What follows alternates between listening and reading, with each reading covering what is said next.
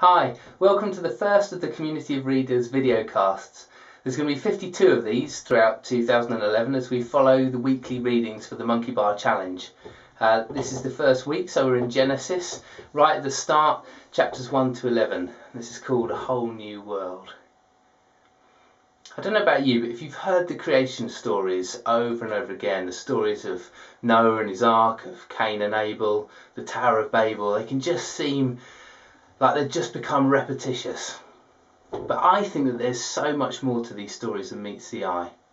But that to find out how to read them better, we need to take a trip back in time and across space to the ancient Near East over 2,500 years ago.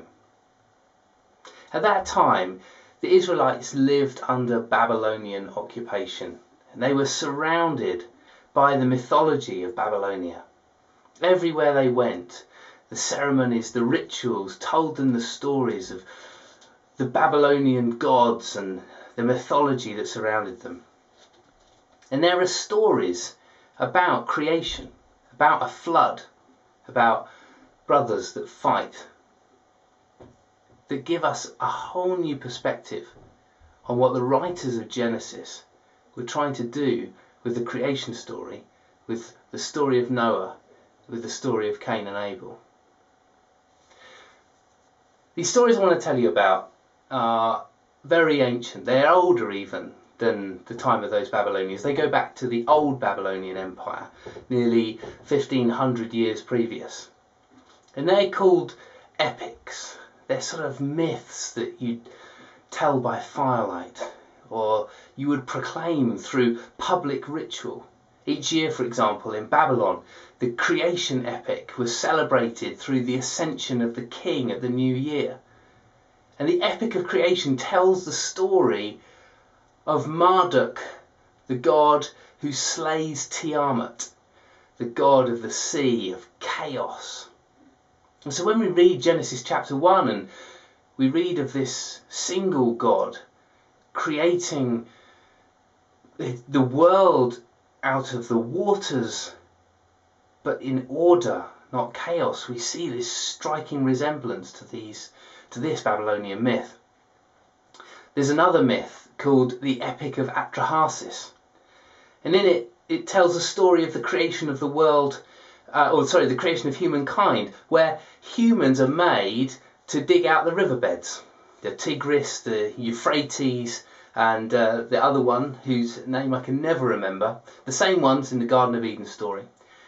And these humans are digging out the riverbeds, but one of the gods, one of the chief gods, Enlil, complains to the other gods because the humans are too noisy. They're keeping him awake at night. And this is no joke, this is genuinely what the story says. So he wanted to destroy them for being too noisy. So he sends a great flood, and it wipes out all of humankind. But the exception is the hero of the story, Atrahasis, who's tipped off by the god Enki and builds a raft to escape the deluge. There's another story, the Epic of Gilgamesh, which is a story of a violent warrior who slays his enemies. He has great adventures and great poems are written about him. Both he and Atrahasis are seeking a kind of immortality. But when we read Genesis, we get something profoundly different, because in the story of Cain and Abel, we have a very clear judgment on violence. The God of Genesis is clear that the murder of Abel by Cain is not tolerated. In the Epic of Gilgamesh, the violence of Gilgamesh is left uncommented. The gods don't really care. And in the Epic of Atrahasis, when the gods eventually decide that they have to reinstate a human population and they form them again from the clay, Enlil manages to bargain with the other chief gods that there really should be some control put on the population. So they create the Pashitu demon, who is going to bring about miscarriage and infant mortality. It's a story we can understand that makes sense of suffering for the ancient Babylonians. but it tells them something about their God, or their gods. Because the God of Genesis floods the world because of violence, and in that sense is a violent God. But in the covenant he makes with Noah at the end, he agrees never again to destroy the world. And we're left with an image of a God who will stick up for life wherever it's found. What amazes me about these ancient Israelites is that they lived in these different cultures: Canaanite, Egyptian, Babylonian. And they were full of the stories, the mythologies that surrounded them. But they didn't just create their own ideas, their own stories or beliefs out of nothing. They took key elements. They looked at the story they found themselves in, and they listened for the whisper of God in that. We see something profound, where elements of that original story are transformed into something new. A story that can bring hope and life. A story that can free them from the arbitrary life living under a pantheon of gods who fight, and at whose whim the world is destroyed or resurrected, depending on what mood they're in. They're brought into a life with one God who brings order peacefully, who sticks up for life and is clear that murder is wrong. It's a new kind of theology for the Israelites, new kind of world.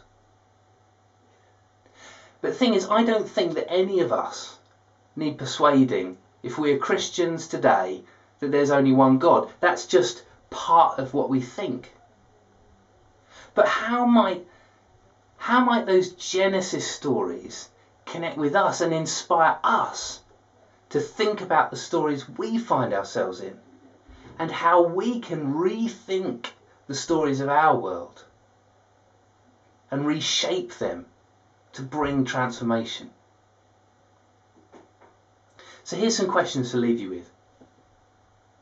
What are the stories that shape your world, whether it's school, workplace, university? They're not going to be the kind of mythological stories of God slaying each other, but there are subtle narratives that shape the way that we live and the way that we understand ourselves. What are those stories in your context? Are they good stories? Or do they bring destruction? Do they bring hope? Or do they make things worse? Then here's the thing. Think about how could you take those stories that shape the world you inhabit and bring a twist, say something new in a way that can inspire you and others to live in a different way in the 21st century. We look forward to seeing you next week. You can find loads more information on Community of Readers at www.communityofreaders.com. We'll see you next time. Cheers.